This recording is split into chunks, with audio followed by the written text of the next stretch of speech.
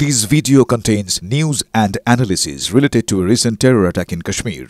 The content may include sensitive visuals and discussions that could be distressing to some viewers. Viewer discretion is advised. We strongly condemn all forms of violence and terrorism. The purpose of the content is solely to inform and create awareness based on verified reports. বাহ এবার হয়েছে স্বাদ হ্যাঁ অপূর্ব স্বাদ এমডিএচ এর চাঙ্কি চাট মশলা জীবনে আসল স্বাদ জাগলো আসল মশলা এসএস এমডিএচ পেহেলগাঁও সেই পেহেলগাঁও এবং পেহেলগাঁওয়ের ধাঁচে এখানে যে একটা উদ্বেগের বিষয় উঠে আসছে আশঙ্কার বিষয় উঠে আসছে যে পাকিস্তান কি আরো জঙ্গি হামলার প্ল্যান করছে কেন আমরা বলছি কারণ গোয়েন্দা রিপোর্ট আমরা বলছি না গোয়েন্দা রিপোর্ট বলছে তেমনই আশঙ্কার কথা বলছেন এবং গোয়েন্দা সূত্র মারফত যে খবর পাওয়া যাচ্ছে এই মুহূর্তে পিওকে পাক অধিকৃত কাশ্মীরে 40-এরও বেশি লঞ্চ প্যাডে অনুপ্রবেশের অপেক্ষায় রয়েছে 100-এরও বেশি জঙ্গি আর এই সমস্ত জঙ্গি তাদেরকে কারা ট্রেন করেছে আমাদের দর্শকদেরকে একবার জানিয়ে দিই তাদের তালিম দিচ্ছে লস্কর জেশ হিজবুল দ্য রেজিস্ট্যান্স ফ্রন্টের কমান্ডার যারা রয়েছে তারা আর এপারের হ্যান্ডেলের যারা রয়েছে তাদের সঙ্গে নিয়মিত যোগাযোগ রাখছে এই সব জঙ্গি সংগঠন অনুপ্রবেশের অপেক্ষায় থাকা জঙ্গিদের কাশ্মীরে ঢোকাতেই পাক সেনা যুদ্ধবিরতি ভেঙে গুলি চালাচ্ছে কিনা সেই প্রশ্ন উঠে আসছে শর্মিষ্ঠা রয়েছে আমাদের সঙ্গে চলে যাবো শর্মিষ্ঠার কাছে শর্মিষ্ঠা ঠিক এই যে একটা উদ্বেগের বিষয় একটা আশঙ্কার বিষয় উঠে আসছে যে এই যে একটা ডাইভার্ট করার চেষ্টা করা হচ্ছে নজর ঘোরানোর চেষ্টা করা হচ্ছে যে মুহূর্তে সেই নজর সেখান থেকে সরে যাবে তারপরেই জঙ্গি অনুপ্রবেশ ঘটাবে পাকিস্তান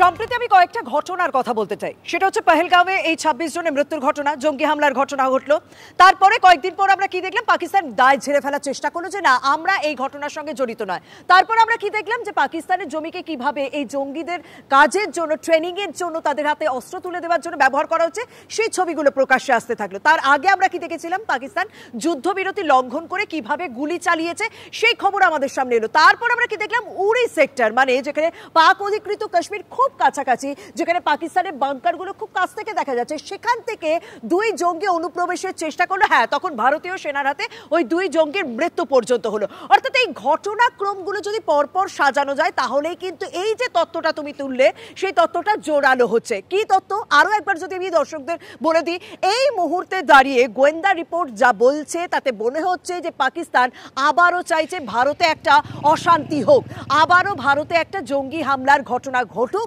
পেহেলগাঁওয়ের ধাঁচে কারণ ইতিমধ্যে যে পাক অধিকৃত কাশ্মীর রয়েছে সেই পাক অধিকৃত কাশ্মীরের লঞ্চ প্যাডে 100 জঙ্গি অনুপ্রবেশের অপেক্ষা কিন্তু তাদের এই মুহূর্তে ট্রেনিং চলছে মানে তারা শুধু দাঁড়িয়ে নেই যে কখন অনুপ্রবেশের ঘটনা ঘটবে তারা যতক্ষণ একেবারে এবং শর্মিষ্ঠা ঠিক এই জায়গাটায় আসছিলাম কারা তাদেরকে ট্রেন করছে এই যে 100 জন জঙ্গি তাদেরকে ট্রেন করছে লস্কর জেশ তাদের কমান্ডাররা তাদেরকে ট্রেন করছে মানে দেখো কিভাবে তাদেরকে তৈরি করা হচ্ছে আর ইতিমধ্যেই আমরা টেলিফোনে যোগাযোগ করতে পেরেছি অভ্যন্তরীণ নিরাপত্তা বিশেষজ্ঞ আর্য ঘোষ রয়েছেন আমাদের সঙ্গে আর্য বাবু এই যে 40টারও বেশি লঞ্চ প্যাড তৈরি সেখান থেকে 100রও বেশি জঙ্গিকে ঢোকানোর যে একটা চক্রান্ত হচ্ছে শুধু তাই নয় লস্কর জেশরা তাদেরকে এদের কমান্ডাররা তাদেরকে ট্রেন করছে এটা কি পাকিস্তানের সেই আবার একটা পুরনো চালাকি তারা ফিরিয়ে আনার চেষ্টা করছে না ডেফিনেটলি ইনফ্যাক্ট আপনাদেরকে একটা কথা আমি জানাই আমি পরশুদিনকে রাতে ডিফারেন্ট একটা প্ল্যাটফর্মের মাধ্যমে প্রাইম মিনিস্টার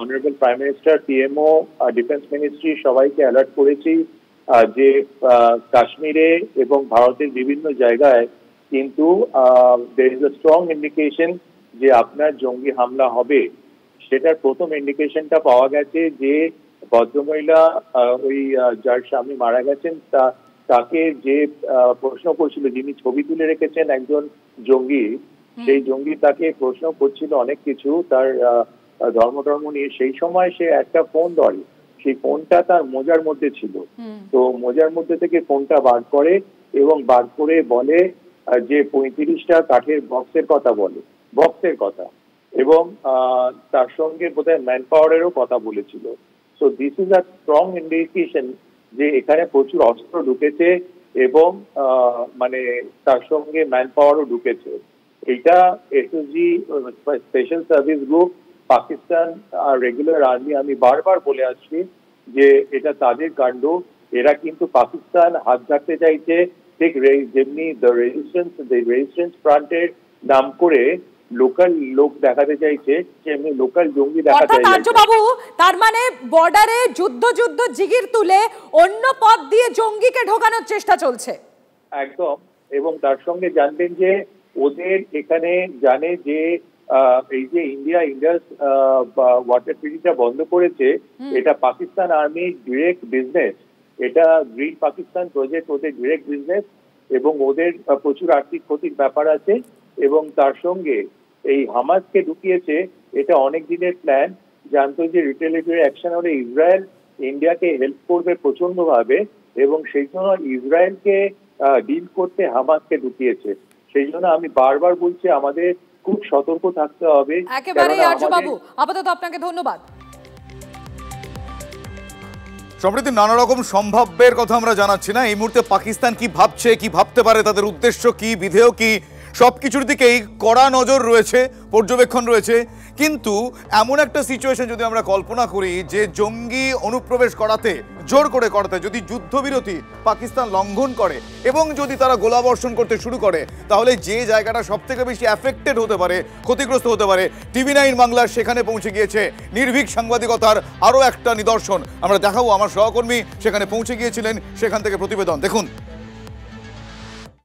এই মুহূর্তে আপনারা যে ছবি দেখছেন, ঘন জঙ্গলের মধ্যে যে বাড়ির ছবি আপনারা দেখছেন, এই বাড়ি আসলে বাড়ি নয়, এটি পাক অধিকৃত কাশ্মীর ভূখণ্ডে পাকিস্তান সেনার একটি বাংকার। এই বাংকার থেকেই প্রতি মুহূর্তে ভারতের দিকে নজর রাখছে পাক সেনা। আর এই বাংকার থেকে যদি আমরা ধীরে ধীরে জুম আউট করি, তাহলে যে জায়গাতে গিয়ে আমাদের ফোকাস পড়ছে সেই জায়গা হচ্ছে একটি গ্রাম। এই গ্রাম হচ্ছে পাক অধিকৃত কাশ্মীরের অভ্যন্তরের একটি গ্রাম। কেন এই ছবি আমরা দেখাচ্ছি, এবং এখান থেকে যদি আমরা কিছুটা জুম আউট করি, তাহলে আমরা ধীরে ধীরে এই নদীর তীরের দিকে এসে নামব। কেন ধাপে ধাপে এই ছবি আমরা দেখাচ্ছি তা আমরা ধীরে ধীরে ব্যাখ্যা করব। এই মুহূর্তে যে জায়গা আপনারা দেখছেন তা কার্যত নালার মতো একটি জায়গা।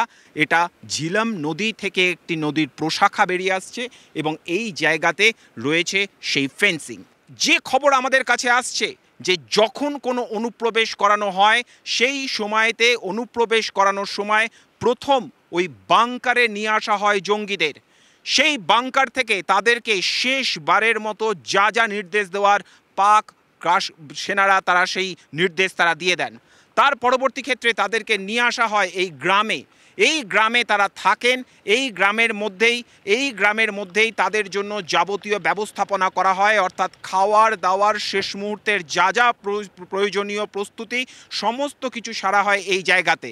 রাতের অন্ধকার নামার পর এই যে নালার ওপরে ফেন্সিং, এই জায়গা থেকেই একের পর এক রাতের অন্ধকারে এখান থেকে অনুপ্রবেশের চেষ্টা হয়, এবং সেই কারণে সবথেকে বেশি সেন্সিটিভ জোন হিসেবে এই জায়গাটি চিহ্নিত। ফলত এই স্ট্র্যাটেজিক লোকেশন ভারতের ভূখণ্ডের নিরাপত্তার জন্য সবথেকে গুরুত্বপূর্ণ। একদম মাথার উপরের দিকে পাক অধিকৃত কাশ্মীর ভূখণ্ডে যে বাংকারের ছবি আমরা দেখালাম, সেই ছবি ছাড়াও মোট 6টি বাংকার রয়েছে এই জায়গাতে। যেখানে আমরা দাঁড়িয়ে রয়েছি এই জায়গার উপরে, অর্থাৎ আমাদের ওপরে, আমার ক্যামেরা পার্সনের উপরে প্রতি মুহূর্তে নজর রাখছে পাক সেনা। কারণ তাদের যে দৃষ্টি, তাদের যে দূরবীনের দৃষ্টি, তাতে আমরা স্পষ্ট দেখা যাচ্ছি। আর ভারতীয় সেনা আমাদেরকে সতর্ক করছে যে তাদের হাতে স্নাইপার রয়েছে, এবং সেই স্নাইপারের রেঞ্জ প্রায় 1000 মিটার, অর্থাৎ খুব অনায়াসে তারা আমাদের কাছ পর্যন্ত পৌঁছতে পারে।